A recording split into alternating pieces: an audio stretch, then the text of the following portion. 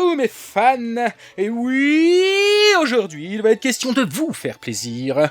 En tant que membre honorifique de la confrérie des sous-vêtements et de la souillure, vous savez que la notion de plaisir ne m'est pas inconnue.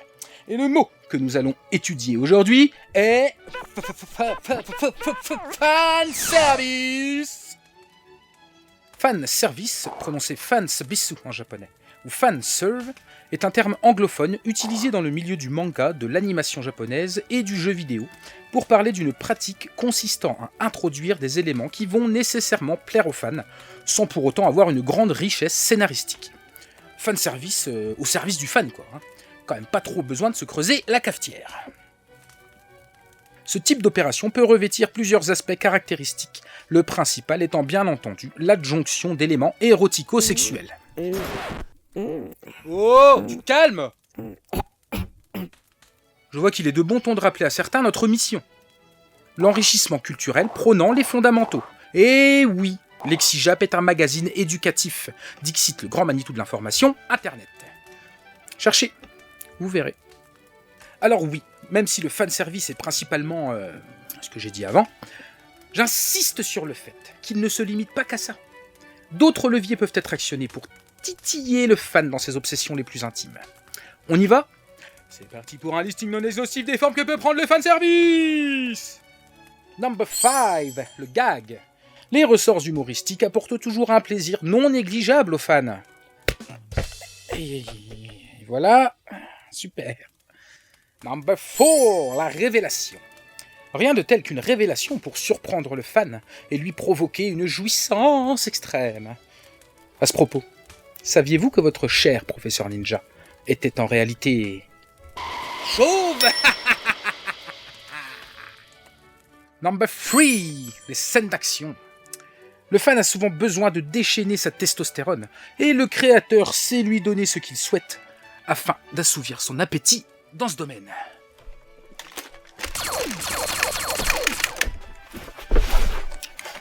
Ça fait toujours son petit effet. Number 2, les guests. Quoi de mieux pour exacerber à l'extrême la passion du fan que de lui donner un autre de ses personnages favoris? Et si vous avez mieux, eh bien, dites-moi. Eh bien, justement. Number 1, le cul.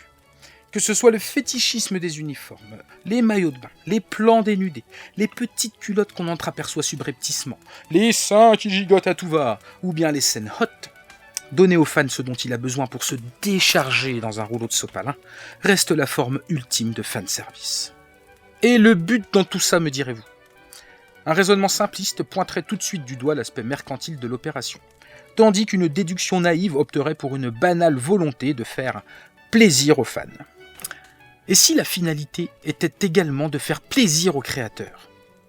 Si vous voulez mon avis... Bien sûr qu'on veut ton avis, connard. Ça fait 5 minutes qu'on poirote. Si vous voulez mon avis, disais-je, la vérité est certainement un mix de toutes ces choses.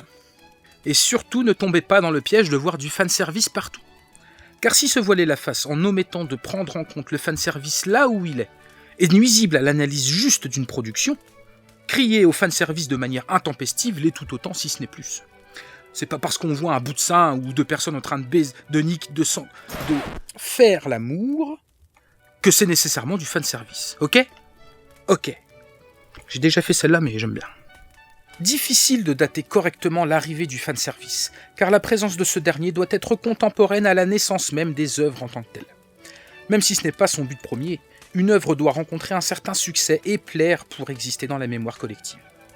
Précisons également que depuis l'arrivée du phénomène cross-média, qui consiste à décliner une licence sous plusieurs supports, on peut considérer chaque adaptation d'une œuvre dans un autre média comme du fanservice. Vous matez un animé tiré d'un manga? Fanservice. Vous lisez un manga tiré d'un animé ou d'un jeu vidéo? Fanservice. Vous jouez à un jeu vidéo tiré d'un animé? Un anime games, hein, Gugré? Fanservice. On pourra tout de même noter une forte évolution des genres de fanservice depuis ces dernières années, avec une nette tendance à surexploiter le filon érotico-sexuel. Enfin bon, là aussi on peut débattre. Les modes changent, et la façon de fanserver aussi. Une dernière chose tout de même est à retenir, alors sortez vos calepins s'il vous plaît. Le fameux studio Gainax, celui-là même qui est à l'origine des fameux OVA de Gunbuster, ou bien de la série Shinseiki Evangelion. Eh bien, ce studio utilisait énormément de procédés fanserviciques. On lui doit notamment le Gainax Bounce, une technique d'animation. Dessin. Merci Gainax. Mais pour illustrer mes propos, faisons appel à ce cher gredin. Un fanservice à lui tout seul.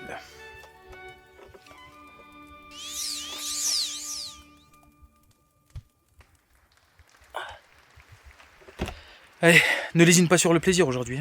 Donne-leur ce qu'ils veulent. En résumé, fanservice ou fanserve est une pratique destinée à satisfaire le fan grâce à des procédés n'ayant pas forcément une grande utilité scénaristique. Même si la dissémination de scènes ou de plans érotiques reste la forme principale que revêt le fanservice, il ne faut pas oublier que le fanserve ne se limite pas qu'à ça. Caméos, scènes d'action, révélations et gags, le fanservice a plus d'un tour dans son sac. Enfin, même si cette pratique sert principalement à attirer le client, sachez aiguiser votre esprit critique et ne voyez pas systématiquement du fanservice, là où il n'y en a pas. Voilà, j'espère que vous en savez désormais un peu plus sur le terme fanservice. Il est temps de se quitter, mais d'ici là, n'oubliez pas de vous enrichir, lexicalement. T'aurais quand même pu montrer un bout de slip. Non, non, non, tu n'es pas allé au bout du processus. Fanservice, boobs, culotte, je l'ai dit juste avant, merde. Coupe-moi ça, imbécile.